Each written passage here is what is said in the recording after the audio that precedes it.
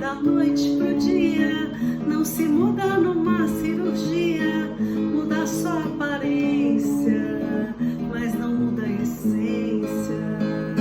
Do lado de lá, do lado de lá, nada muda de lugar.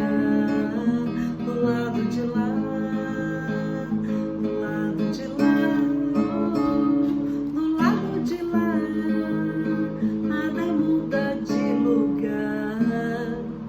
Do lado de lá. Olá, bem-vindos a mais um estudo do Livro dos Espíritos pelo canal da Associação de Beneficência Espírito Consolador de São José do Rio Preto. Estudar a doutrina espírita faz muito bem. Faz bem para o coração, faz bem para a alma, faz bem para o raciocínio, renova nossas forças, a nossa fé e conforta as nossas dores. Tenhamos essa consciência de que o estudo ajuda muito a viver melhor aqui na Terra. Vamos fazer a nossa prece e dar início aos estudos desta semana. Senhor Jesus, Mestre querido e benfeitores espirituais que nos acompanham nessa jornada terrestre, nós agradecemos muito pela oportunidade feliz que estamos tendo de aprender tantas lições, Senhor. Graças ao teu imenso amor por teres vindo aqui na Terra nos ensinar o caminho, a verdade e a verdadeira vida. Abençoe o nosso propósito de melhoria íntima cada dia. Abençoe, Senhor, todos aqueles que estão nos ouvindo, participando, estudando, que também possam sentir na alma a alegria que estamos sentindo por poder estudar os teus ensinamentos, Jesus. Muito obrigada e que a tua paz esteja conosco. Que assim seja. Olá, dando sequência aos nossos estudos de O Livro dos Espíritos, nós vamos recordar que estamos no livro segundo. O livro segundo, que é o livro que trata do mundo espírita, não é? Ou o mundo dos espíritos. E estamos no capítulo 4. Já vimos a questão da reencarnação, já falamos da justiça da reencarnação, né? No último estudo falamos da encarnação nos diferentes mundos e hoje nós vamos tratar da transmigração progressiva. Eu vou aproveitar que a Andréia ainda está por aqui para fazer para ela uma pergunta, né? Se estivéssemos no auditório, numa aula presencial, eu faria a seguinte pergunta: você sabe o que é transmigração progressiva, Andréia? Eu imagino que seja mudança para melhor. E escova progressiva, você sabe o que é? Claro que eu sei, né? Quem Migração, não sabe? Então já temos alguma coisa, né? Sim. Então a escova, já temos uma ideia, né? A escova progressiva, eu não sei o que é. Fala para nós o que é escova progressiva. Você faz uma escova no cabelo para alisar, né? Tirar os cachos, aí fica liso. E aí você passa um produto mais forte para ficar mais liso.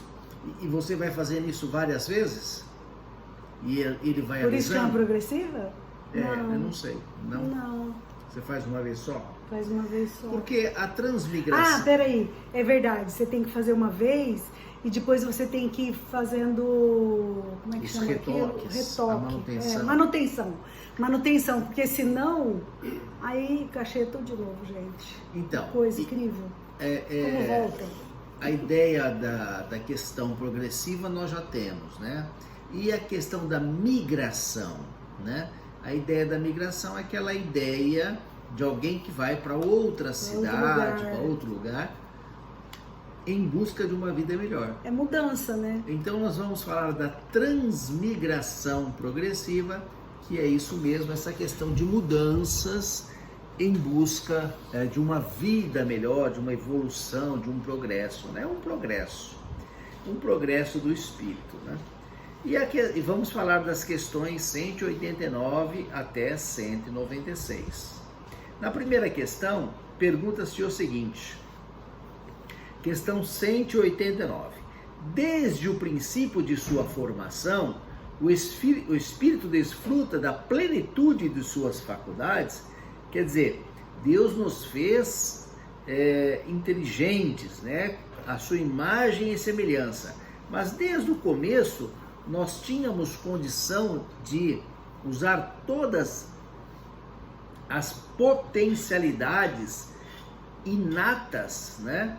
Que estão em estado latente no âmago do nosso ser? Não, não é? Porque o espírito, assim como o homem, ele tem a sua infância e tem a sua evolução. Então, os selvagens são como espíritos infantis, né? Espíritos nas primeiras experiências encarnatórias, que vão se desenvolver o intelecto, desenvolver, né, as virtudes, vão sair daquela vivência instintiva, onde predominam, né, a satisfação das necessidades materiais, como alimentação, procriação, defesa, né? Sair do instinto para desenvolver, né, sentimentos, paixões. Então o espírito, ele não é pleno desde o começo, ele é pleno em potencial, em capacidade, mas não de fato. Como a criança, né? A criança não fala, não anda, mas tem condição de fazê-lo, né? Então é isso, né? O espírito, desde o princípio, ele não desfruta de todas as suas capacidades, as suas faculdades. Ele vai aos poucos, né, desenvolvendo, né? Nas primeiras encarnações, né, o espírito é como o ser humano no estado de infância, né? A inteligência apenas desabrocha, né? Ensaia, ela é rudimentar e aos poucos ela vai evoluindo, né? Então, os nossos selvagens é a questão 181, né? As almas dos nossos 191, as almas dos nossos selvagens são almas em estado de infância relativa, pois são almas já desenvolvidas, já dotadas de paixões, né? Então os nossos selvagens, e aqui estamos falando assim daqueles mais antigos, né? Porque nós temos índios ainda hoje, mas já são civilizados, são criaturas muito mais evoluídas do que aquelas de 1000 anos atrás, de 500 anos atrás, quando o Brasil foi descoberto. Então aqueles selvagens de 1500, eles já tinham desenvolvido as paixões. Então era uma infância relativa, né? Quer dizer, existe estágio anterior a esse, né? Esse já tem algum progresso. Agora, esses nossos selvagens que já desenvolveram algumas paixões, não significa que sejam perfeitos, né? Porque tem algum desenvolvimento, mas não tem progresso, não tem perfeição. Nós mesmos temos alguns desenvolvimentos, mas estamos, né, longe da perfeição, né? Já temos alguma atividade no bem, alguma consciência, né? Mas ainda temos muito que caminhar até a perfeição.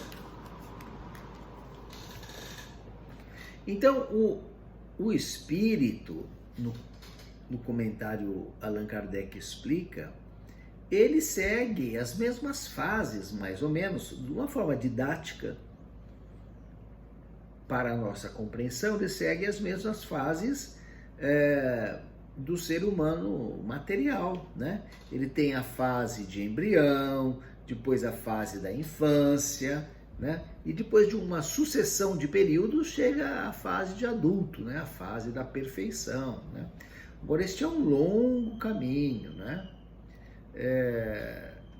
Em que os espíritos consomem várias existências corporais, né? Cada uma tem uma oportunidade de progresso, né? Embora nem sempre nós aproveitemos, né? Muitas vezes nós desperdiçamos a oportunidade de progresso, a oportunidade de trabalho no bem, a oportunidade de estudo, e há aqueles que têm existências corpóreas sem nenhum proveito, né? Não aproveitam nada, né? Lamentavelmente, desperdiçam, malbaratam uma oportunidade de reencarnar, né? Uma oportunidade de progredir, né? Desperdiçam uma reencarnação. Agora, pode um espírito evoluir numa única existência corpórea? Não, né? O que nós achamos, o que nós pensamos, o que nós supomos que seja perfeito, está muito longe da perfeição. Então, o homem consegue evoluir numa existência corporal, numa encarnação, o que dá para evoluir naquelas condições, né? É uma evolução muito limitada, né? É uma evolução tanto quanto lhe permita a natureza terrena aqui do nosso globo, né? E depois de muitas, né? De muitas existências é que vai haver uma evolução. Quando eu entrei no Espiritismo, há 30 e poucos anos atrás, né? Eu era proveniente de outra religião, eu achava que caridade era dar esmolas. Quando eu comecei a entender a caridade, eu fiquei estupefato, né? Quer dizer, caridade não é só dar esmolas. Ou seja, né? O que nós achamos que é a perfeição está muito longe da perfeição. Ainda temos muito que aprender, né? Agora, o homem pode garantir, desde a existência presente, uma existência futura menos amarga, menos cheias de vicissitudes, dificuldades, sofrimentos? É claro que sim, né? O homem pode abreviar o próprio caminho e reduzir as dificuldades futuras. E os negligentes não fazem, né? Não precisa ser espírita, né?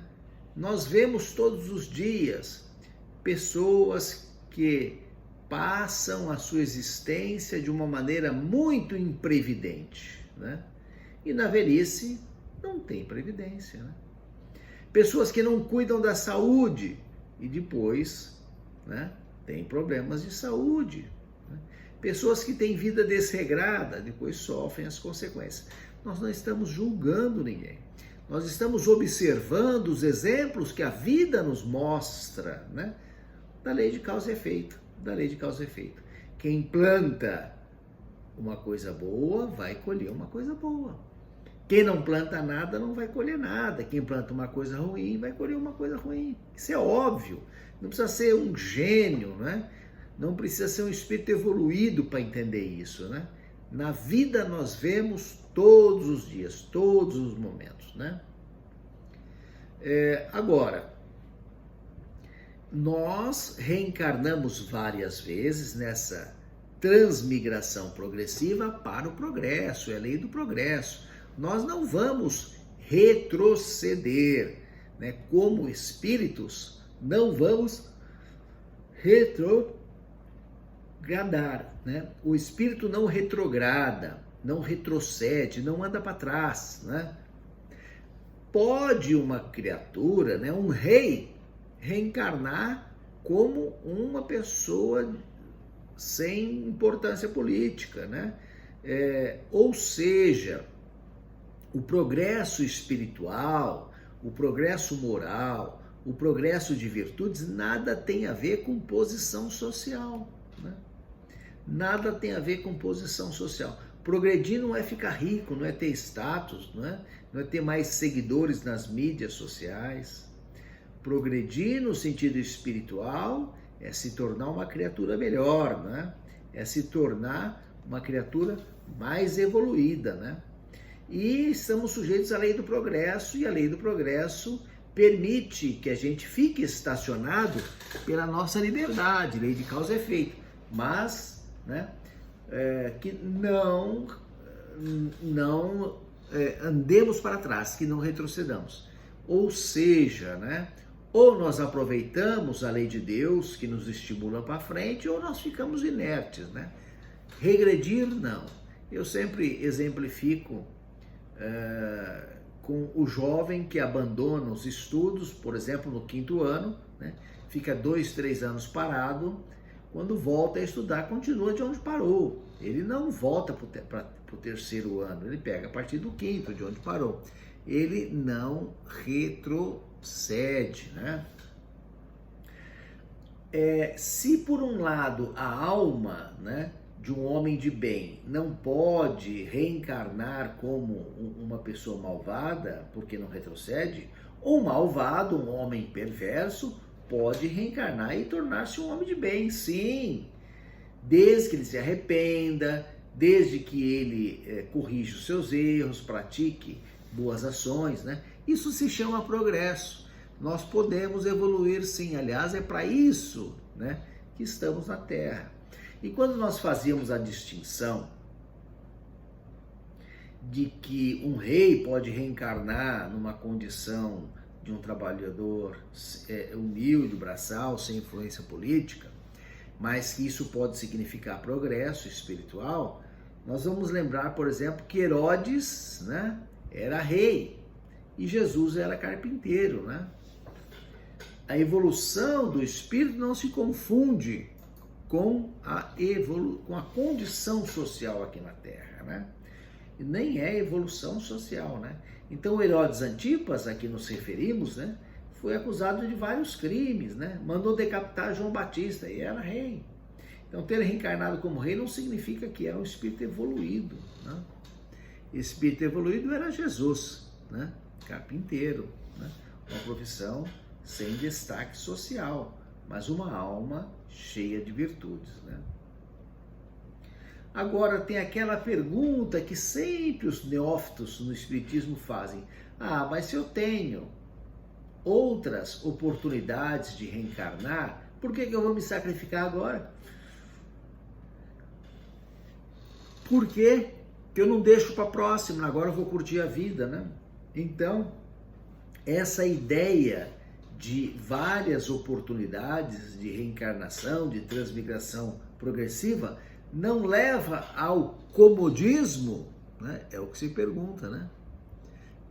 Na verdade, algumas pessoas são acomodadas porque são preguiçosas, porque não querem se esforçar, não querem se sacrificar, não é? Não é porque elas pensam em deixar para a próxima, não.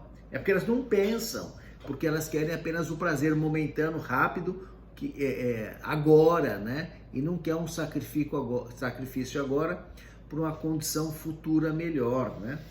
Então tem estudantes, né, que não estudam, não fazem a tarefa, né? Não acompanham os ensinos, e aí chega na véspera da prova, né?